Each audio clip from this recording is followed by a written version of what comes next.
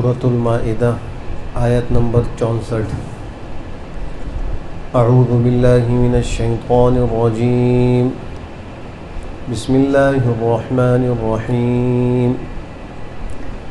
وقالت اليہود ید اللہ مغلولہ غلت ایدیہم ولعنوا بما قالوا بل یداہ مبسوطتان ينفق کیف یشاء وَلَيَزِيدَنَّ كَثِيرًا مِّنْهُمْ مَا أُنزِلَ إِلَيْكَ مِنْ رَبِّكَ طُغْيَانًا وَكُفْرًا وَأَلْقَيْنَا بَيْنَهُمُ الْعَدَاوَةَ وَالْبَغْضَاءَ إِلَى يَوْمِ الْقِيَامَةِ كُلَّمَا أَوْقَدُوا نَارًا لِلْحَرْبِ أَطْفَأَهَا اللَّهُ وَيَسْعَوْنَ فِي الْأَرْضِ فَسَادًا وَاللَّهُ لَا يُحِبُّ الْمُفْسِدِينَ۔ اس سے پہلی آیات میں بھی یہود کے مشائخ اور علماء اور خود یہود کی کچھ برائیوں کا تذکرہ تھا، اور ان برائیوں میں ایک یہ بھی برائی ذکر کی گئی تھی کہ وہ شعائر دین اور احکام اسلامیہ کا مذاق اڑاتے ہیں، اس سے استہزاء کرتے ہیں۔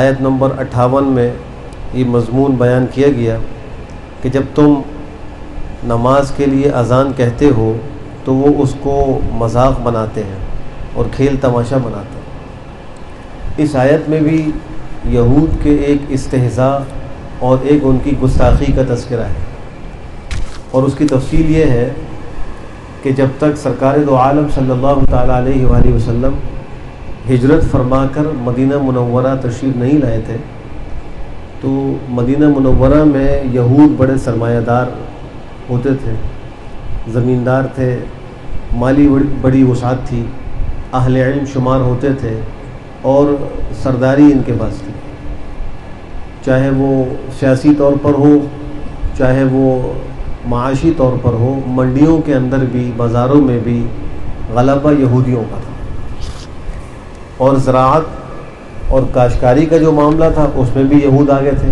ان کے باغات بھی تھے، کھیت بھی تھے، اور اس میں وہ کام کاج کیا کرتے تھے۔ جب جناب نبی کریم صلی اللہ تعالیٰ علیہ وآلہ وسلم ہجرت فرما کر وہاں تشریف لائے اور آپ نے دین اسلام کی دعوت دی تو یہود نے اس دعوت کو قبول نہیں کیا، اور اس کے نتیجے میں ان پر اللہ کی طرف سے سختی آئی، اور سختی آئی کہ ان کی جو مالی فراوانی تھی وہ ختم ہونے لگی، اور اب غربت آنے لگی اور مصائب آنے لگے۔ تو بجائے اس کے کہ وہ ان چیزوں سے تنبیہ حاصل کر کے اور عبرت پکڑ کر پیغمبر کی دعوت کو قبول کر کے اسلام لے آتے، انہوں نے گستاخیاں شروع کر دی اور عداوت شروع کر دی، مخالفت شروع کر دی۔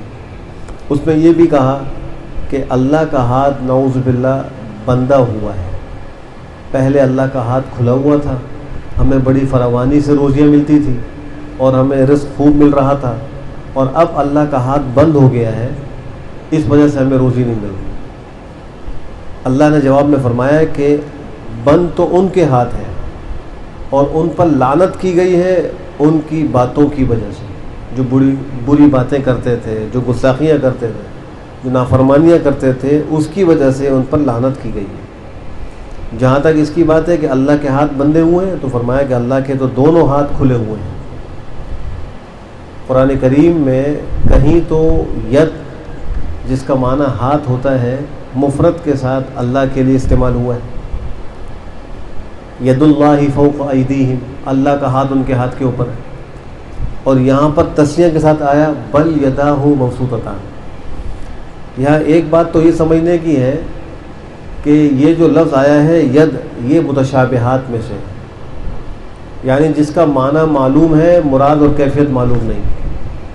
عقیدہ ہمارا یہ ہے کہ اللہ کا ہاتھ ہے جیسا کہ اللہ نے فرمایا، لیکن وہ کس شان کا ہے، کس کیفیت کا ہے، یہ ہمیں معلوم نہیں۔ تو ہمیں خالی یہ ایمان رکھنا چاہیے کہ قرآن کریم اللہ نے فرمایا بل یدا، بلکہ اس کے دونوں ہاتھ کھلے ہوئے ہیں۔ اب دو ہاتھ اللہ کے کیسے ہیں اس کی شان کے مطابق، ہمیں اس کی کیفیت معلوم نہیں۔ اور متشابہات کے اندر جو جمہور علماء ہیں ان کا مسلک یہی ہے کہ ان کا معنی معلوم ہے، کیفیت مجہول ہے، اس پر ایمان لانا ضروری ہے، اس کے بارے میں سوال کرنا بدعت ہے۔ امام مالک رحمہ اللہ سے استواء علی العرش کے بارے میں سوال کیا گیا۔ قرآن کریم میں آتا ہے کہ اللہ عرش پر مستوی ہے، تو کس نے سوال کیا کہ اس کا مطلب کیا ہے؟ تو انہوں نے جواب میں فرمایا المعنی معلوم والکیفیت مجہولہ والایمان بہ واجب والسؤال عنہ بدعہ اخرجوا ھذا المبتدع، کہ اس کا معنی تو معلوم ہے، استواء کا معنی کسی جگہ پر مضبوطی کے ساتھ بیٹھ جانا، اور اس کی کیفیت مجہول ہے، پتہ نہیں کیفیت کیا ہے، اس لیے کہ اللہ جسم سے بھی پاک ہے، جسمانیت سے بھی پاک ہے، اللہ مکان سے بھی پاک ہے، مکانیت سے بھی پاک ہے، اور یہ ہاتھ کا ہونا یا کسی جگہ پر بیٹھنا یہ تو جسم کا خاصہ ہوتا ہے، تو اللہ تو ان سب چیزوں سے وراء الورا ہے، اس لیے اس کے بارے میں عقیدہ یہ ہوگا کہ اللہ اپنی شان کے مطابق جو اس نے ذکر فرمایا ویسا ہے، ہماری عقل میں جو ہے وہ صلاحیت نہیں ہے کہ ہم کو سمجھ سکیں، اور اس کی وضاحت اللہ نے اس طرح نہیں کی کہ ہماری عقلیں اس کو سمجھ لیں، تو اس پر ایمان اجمالی لانا ضروری ہے۔ اور پھر کہا کہ اس کے بارے میں سوال کرنا بدعت ہے، ایمان لانا ضروری ہے، اس بدعتی کو یہاں سے نکال دو۔ امام مالک رحمہ اللہ نے اس شخص کو اپنی مجلس سے باہر نکال دیا۔ تو اسی طرح یہ لفظ بھی مشابہات میں سے، اس کا معنی معلوم ہے ہاتھ، عربی میں ید کہتے ہیں، اردو میں اس کو ہاتھ کہتے ہیں، لیکن کس کیفیت سے اللہ کے ہاتھ ہیں؟ ہمارے ہاتھوں کی طرح نہیں کہ ہمارے ہاتھوں کے اندر انگلیاں بھی ہیں، اور انگلیوں میں انگوٹھے کے اندر جو ہے وہ 2 جوڑ ہے، اور انگلیوں میں 3 جوڑ ہیں، اور اس طریقے سے وہ ہتھیلی بھی ہے اور اس پہ کچھ خطوط بھی بنے ہوئے ہیں، تو اس طرح اللہ کے ہاتھ نہیں ہے، کما یلیق بشانہ ہے، جیسے اللہ کی شان کے لائق ہے ویسے۔ اور یہاں 2 کا لفظ اس سے ذکر فرمایا کہ جب دنیا میں کوئی سخی کسی کو دیتا ہے تو وہ 1 ہاتھ سے دیتا ہے، لیکن جب وہ زیادہ سخاوت کرتا ہے تو 2 ہاتھ بھر کر دیتا ہے، تو اللہ سے بڑا سخی کون ہو؟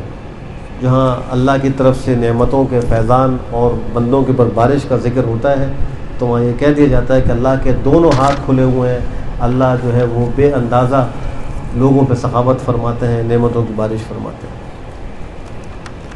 فرمایا کہ یہود نے کہا ید اللہ مغلولہ، اللہ کا ہاتھ بندھا ہوا ہے، یہ گستاخی تھی ان کی۔ غلت ایدیہم، ان کے اپنے ہاتھ بندھے ہوئے ہیں، ولعنوا، اور ان پر لعنت کی گئی، ان کو اللہ کی رحمت سے دور کیا گیا، بما قالوا، اس وجہ سے جو بات انہوں نے کہی، جو گستاخیاں کی ہیں، جو باتیں کی ہیں، اس کے سبب سے اللہ نے ان پر لعنت کی۔ بل یداہ مبسوطتان، بلکہ اللہ کے دونوں ہاتھ کھلے ہوئے ہیں، ينفق کیف یشاء، لیکن چونکہ اللہ حکیم ہے، اللہ کا کوئی فعل حکمت سے خالی نہیں ہوتا، اس لیے وہ خرچ کرتا ہے جیسے چاہتا ہے، کسی کو روزی زیادہ دیتا ہے، کسی کو کم دیتا ہے، کسی کو امیر بنایا، کسی کو غریب بنایا، کسی کو محتاج و فقیر بنایا، کسی کو دینے والا بنایا، تو یہ اللہ کی حکمت کے تقاضے ہیں، اس کے فیصلے ہیں، بندوں کو اس پر راضی رہنا چاہیے۔ پھر فرمایا کہ وَلَا يَزِيدَنَّ كَثِيرًا مِّنْهُمْ مَا أُنزِلَ إِلَيْكَ، اور ضرور بھی ضرور ان میں سے بہت سوں کو بڑھا دیتی ہے وہ چیز جو آپ کی طرف نازل کی گئی، آپ کے پروردگار کی طرف سے، سرکشی اور کفر کے اندر ان کو بہت بڑھا دیتی۔ اس کا مطلب یہ ہے کہ یہود کے لوگوں کا قرآن کریم کے نزول سے کفر و طغیان بڑھتا جاتا تھا۔ جیسے ایک آیت نازل ہوئی، انہوں نے اس کا انکار کر دیا، اب دوسری آیت جب اتری تو اس کا انکار کر دیا اور کفر میں آگے بڑھ گئے، سرکشی میں اور آگے بڑھ گئے۔ جیسے جیسے آیتوں کا نزول ہوتا ہے ویسے ویسے ان کا کفر بڑھتا جاتا ہے۔ تو اللہ فرما رہے ہیں کہ یہ جو قرآن کریم آپ پر آپ کے پروردگار کی طرف سے اتارا گیا ہے، ان میں سے بہت سوں کو یہ قرآن سرکشی اور کفر میں بہت بڑھا دیتا ہے۔ اب سوال یہ پیدا ہوتا ہے کہ قرآن کریم تو اللہ کا بہت بڑا انعام ہے، وحی الہی کلام ہے، اس سے کفر کیسے بڑھ رہا ہے، اس سے سرکشی کیوں بڑھ رہی ہے؟ تو اس کا جواب یہ ہے کہ جیسے دنیا کے اندر آسمان سے بارش ہوتی ہے، لیکن وہ بارش جس جگہ پر گرتی ہے اس جگہ کے اعتبار سے نتیجہ مختلف نکلتا ہے۔ کہیں تو وہ بارش زرخیز زمین پر برستی ہے تو وہاں پھول پودے اور کھیت اور باغ نکل آتے ہیں، اور کہیں جو ہے یہ بنجر زمین پر برستی ہے اور خراب زمین پر بارش برستی ہے تو وہاں کی خرابی اور بڑھ جاتی ہے۔ بالکل یہی مثال قرآن کریم کی ہے کہ اللہ کی طرف سے یہ آسمان سے نعمتوں کی بارش کی طرح ہے، لیکن انسانوں کی جو دلوں کی زمین ہے وہ دو قسم کی ہے۔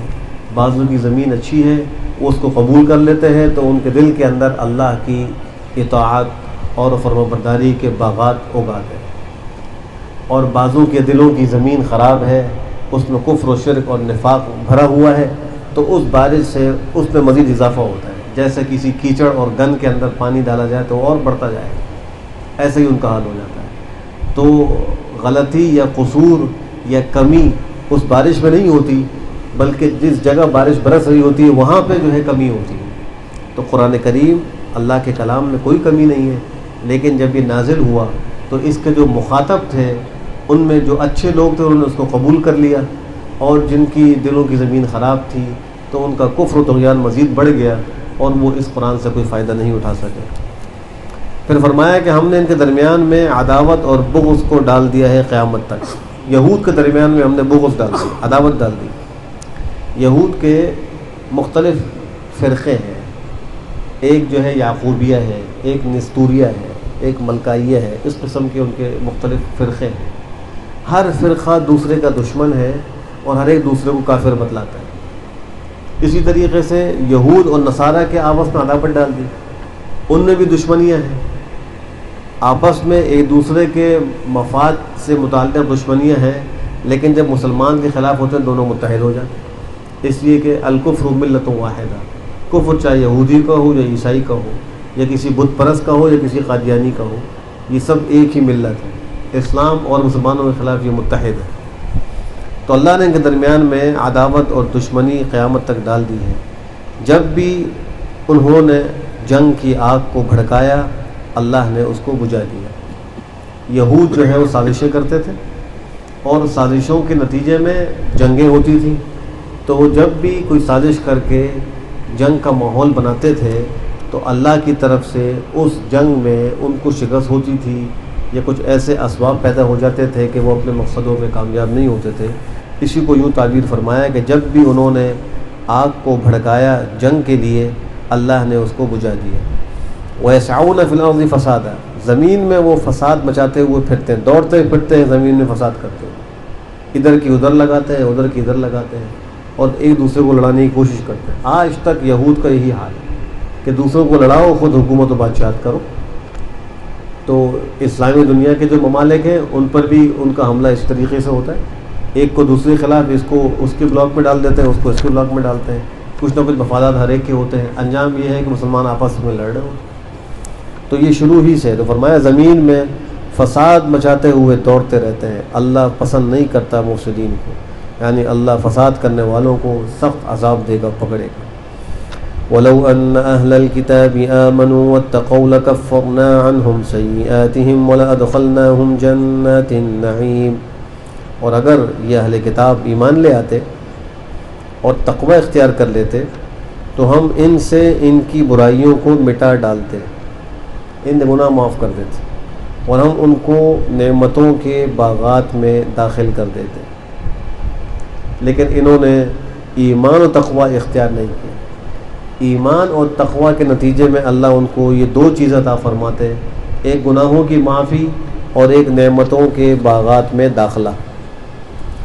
مفسرین نے لکھا ہے کہ یہ اس زمانے کے مخصوص اہل کتاب کے لیے ایک مضمون ذکر کیا گیا ہے کہ اگر وہ ایسا کر لیتے، لہذا اگر آج کوئی یہودی یا کوئی اہل کتاب ایمان لائے، تقوی کے ساتھ رہے اور پھر اس کو جو ہے وہ مالی فراوانی حاصل نہ ہو تو اس آیت کے وہ خلاف نہیں ہوگا، اس لیے کہ ایک مخصوص طبقے کے لیے کہا گیا تھا، انہوں نے ایمان قبول نہیں کیا، اگر لاتے تو جو ان کو فقر و فاقے کا ایک شکوہ تھا وہ ختم ہو جاتا۔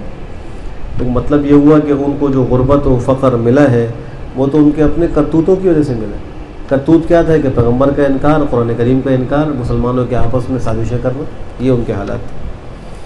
وَلَوْ أَنَّهُمْ أَقَامُوا التَّوْرَاةَ وَالْإِنْجِيلَ وَمَا أُنزِلَ إِلَيْهِمْ مِنْ رَبِّهِمْ لَأَكَلُوا مِنْ فَوْقِهِمْ وَمِنْ تَحْتِ أَرْجُلِهِمْ مِنْهُمْ أُمَّةٌ مُقْتَصِدَةٌ وَكَثِيرٌ مِنْهُمْ سَاءَ مَا يَعْمَلُونَ، اور اگر وہ تورات کو قائم کر لیتے اور انجیل کو قائم کر لیتے.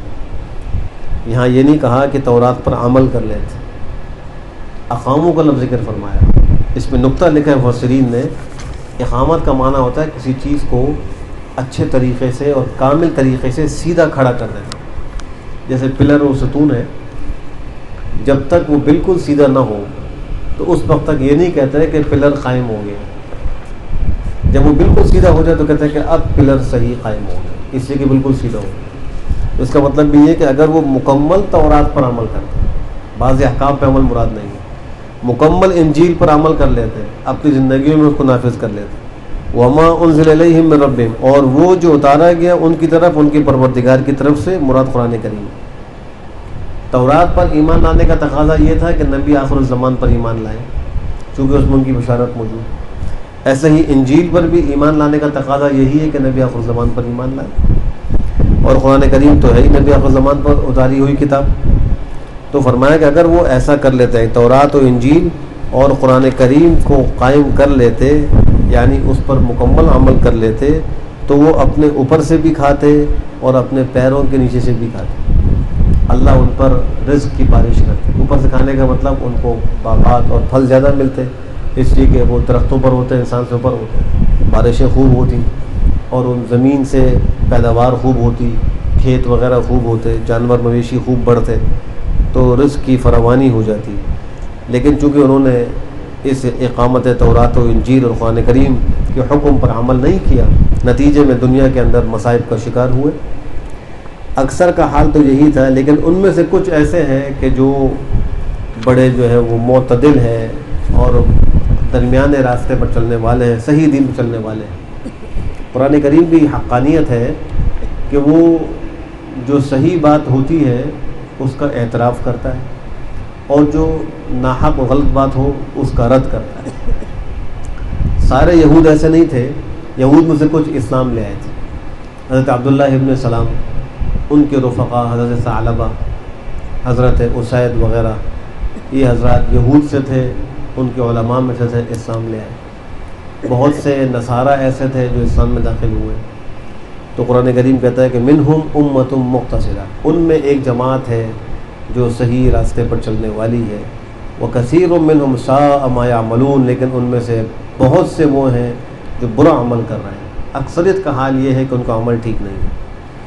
یا ایھا الرسول بلغ ما انزل الیک من ربک وان لم تفعل فما بلغت رسالته واللہ یعصمک من الناس ان اللہ لا یہدی القوم الکافرین. یہود کی شرارتوں اور ان کی بری حرکتوں کے ذکر کے بعد اب پیغمبر کو رسالت کا جو عظیم مقصد تھا، تبلیغ، لوگوں تک ان احکام کو پہنچانا، اس کا حکم دیا جا رہا ہے کہ اے رسول پہنچا دیجئے جو اتارا گیا آپ کی طرف آپ کے پروردگار کی طرف سے. وَإِن لَّمْ تَفْعَلْ، اگر ایسا نہ کیا، اگر آپ نے اس پر عمل نہ کیا. یہ کلام علی سبیل فرض ہے، اس لیے کہ اللہ کے نبی سے تو یہ تصور نہیں ہو سکتا کہ وہ اللہ کے اتارے ہوئے احکام کی تبلیغ میں کوئی وہ کمی کرے یا کوئی اس میں کوتاہی کرے، یہ ممکن نہیں ہے. لیکن یہ علی سبیل فرض فرمایا کہ اگر آپ نے نہیں کیا تو آپ نے اپنی رسالت کو نہیں پہنچایا. کوئی ایک حکم بھی اگر نبی چھپا لیتا تو گویا اس نے حق رسالت ادا نہیں کیا. لیکن انہوں نے پورا دین امت تک پہنچا دیا، اور حجۃ الوداع کے موقع پہ سارے صحابہ کے سامنے آپ نے باقاعدہ فرمایا کہ حل بلغت، کہ تم کو میں نے پہنچا دیا. صحابہ کرام نے عرض کیا کہ بلا بلغت، آپ نے پہنچا دیا، آپ نے اللہ کے احکام کو ہم تک پہنچانے کا حق ادا کر دیا، خیر خواہی کا حق ادا کر دیا. پھر آپ نے فرمایا کہ اچھا اب تم اس پہ گواہ بھی رہنا، اس پہ تم گواہ بھی ہو جاؤ. اور یہ بھی فرمایا کہ جو ابھی موجود ہے وہ غائبین تک اس کو پہنچائے.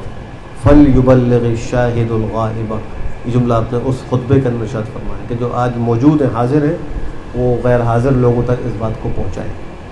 تو آپ نے باقاعدہ اس دنیا میں اپنی امت سے اقرار بھی کروایا، ان کو گواہ بھی بنایا، اللہ کے پورے احکام پہنچائے. اب تبلیغ رسالت اور تبلیغ احکام کے بعد دو قسم کے لوگ ہوتے ہیں. بعض جو ہے وہ اس کو قبول کر لیتے ہیں، مان لیتے ہیں، وہ فرمانبردار ہیں. اور بعض وہ ہیں کہ جو قبول نہیں کرتے، انکار کرتے تھے، ان سے احکام کی تبلیغ کرنے والے کو نقصان کا بھی اندیشہ ہوتا ہے۔ تو اللہ نے فرمایا واللہ یعصمک من الناس، آپ اس کی پرواہ نہیں کرنا۔ یہ دوسرا پہلو، اس کی پرواہ نہ کریں، آپ کا جو کام ہے آپ تبلیغ کرتے رہیں۔ اگر اس کے نتیجے میں کفار، منافقین، یہود آپ کے دشمن بنتے ہیں، آپ پرواہ نہ کریں، یہ آپ کو کچھ نقصان نہیں پہنچا سکیں گے، اللہ آپ کو ان کے شر سے بچائے گا۔ واللہ یعصمک، اللہ آپ کو بچائے گا من الناس، لوگوں سے۔ لکھا ہے مفسرین نے کہ اس آیت کے نزول سے پہلے آپ حضرت والسلام کی حفاظت کے لیے صحابہ پہرا دیا کرتے تھے، تاکہ کوئی شرنگیزی کرنے والا دشمن آپ کو نقصان نہ پہنچا سکے۔ لیکن جب یہ آیت اتری تو ایک سفر کے موقع پر آپ تھے، آپ نے خیمے سے اپنا سر مبارک باہر نکال کر پہرا دینے والے صحابہ سے فرمایا کہ اب تم اپنے قیام گاہوں پہ چلے جاؤ، اب مجھے پہرے کی ضرورت نہیں۔ اللہ فرما رہے ہیں کہ اللہ آپ کو لوگوں کے شر سے بچائیں گے۔ واللہ یعصمک من الناس، بے شک اللہ کافروں کو ہدایت نہیں کرتا، ایسے کافر بدباطنوں کو اللہ صحیح راستہ نہیں دکھلاتا۔ صدق اللہ العظیم۔ اللہ ہم سب کو قرآن کریم پر بہتر عمل کی توفیق نصیب فرمائے۔ الحمدللہ رب العالمین والعاقبۃ للمتقین والصلاة والسلام علی خیر خلقہ محمد وعلی آلہ وصحبہ اجمعین۔ ربنا آتنا فی الدنیا حسنہ وفی الآخرۃ حسنہ وقنا عذاب النار۔ اللهم إنا نسألك العفو والعافية والمعافاة الدائمة في الدين والدنيا والآخرة والفوز بالجنة والنجاة من النار۔ اے اللہ ہمارے صغیر کبیرہ گناہوں کو معاف فرما۔ اے اللہ ہم سب کے لیے قرآن کریم کو آسان فرما۔ اے اللہ اس کو پڑھنا، سمجھنا، اس پہ عمل کرنا ہم سب کے لیے آسان فرما۔ اے اللہ جملہ بیماران کو شفا صحت نصیب فرما۔ اے اللہ جو پریشان حال ہیں ان کی پریشانیوں کو دور فرما، مصیبت زدوں کی مصیبتوں کا مداوع فرما۔ اے اللہ ہمارے مرحومین کی کامل مغفرت فرما۔ اے اللہ ہم سب کو مرنے سے پہلے آخرت کی تیاری کی توفیق نصیب فرما۔ اے اللہ جو مانگا ہے وہ بھی عطا فرما، جو نہیں مانگا، مانگنا چاہیے تھا، بے مانگے ہم سب کو نصیب فرما۔ وصلی اللہ وسلم علی خیر خلقہ محمد وعلی آلہ وصحبہ اجمعین برحمتک یا ارحم الراحمین۔